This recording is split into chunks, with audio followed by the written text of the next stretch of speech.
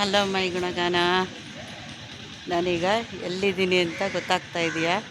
ನೋಡಿ, ಇಲ್ಲಿ ಕಾಣ್ತಾ ಇದೆ. ನಾನು ಆಂಧ್ರ ಪ್ರದೇಶದಲ್ಲಿ ಪುಟ್ಟಪರ್ತಿಗೆ ಬಂದಿದ್ದೀನಿ. ನೋಡಿ, ಇಲ್ಲೆಲ್ಲ ಬೋರ್ಡ್ ಕಾಣ್ತಾ ಇದೆ ನಿಮಗೆ. ವೆಲ್ಕಮ್ ಟು ಪ್ರಶಾಂತಿ ನಿಲಯಂ ಅಂತ.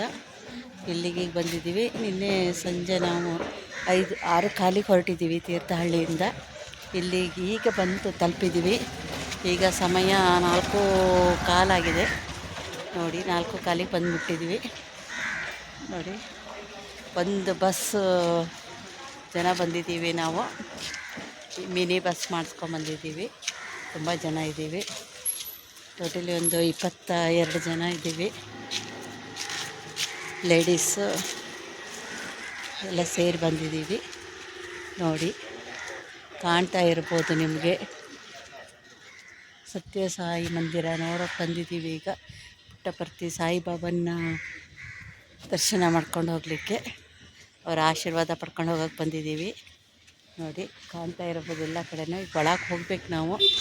ಇನ್ನು ಓಪನ್ ಆಗಿಲ್ಲ. ಓಪನ್ ಆಗೋದು 6 ಗಂಟೆ ಮೇಲಂತೆ.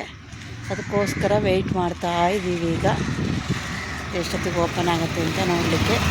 ಒಳಗಡೆ ಸಹ ನಾನು ನಿಮಗೆ ತೋರಿಸ್ತೀನಿ ಹೇಗಿದೆ ಅಂಥೇಳಿ. ಇಲ್ಲಿ ಕಾಣ್ತಾ ಇರ್ಬೋದು ಆಂಧ್ರ ಪ್ರದೇಶ ಪೊಲೀಸ್. ನೋಡಿ, ಇಲ್ಲಿ ಹೊರಗಡೆ ಪೊಲೀಸರೆಲ್ಲ ಇರ್ತಾರೆ.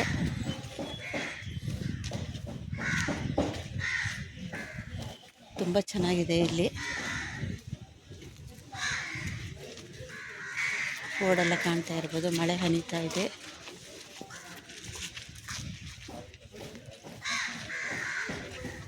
ಇಲ್ಲಿ ಒಳಗಡೆ ಹೋಗಬೇಕು.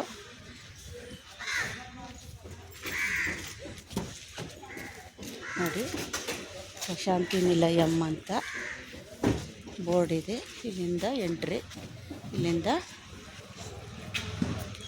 ಬೋರ್ಡ್ ಕಾಣ್ತಾ ಇರ್ಬೋದು. ಇಲ್ಲಿಂದ ಒಳಗಡೆ ಹೋಗಬೇಕು.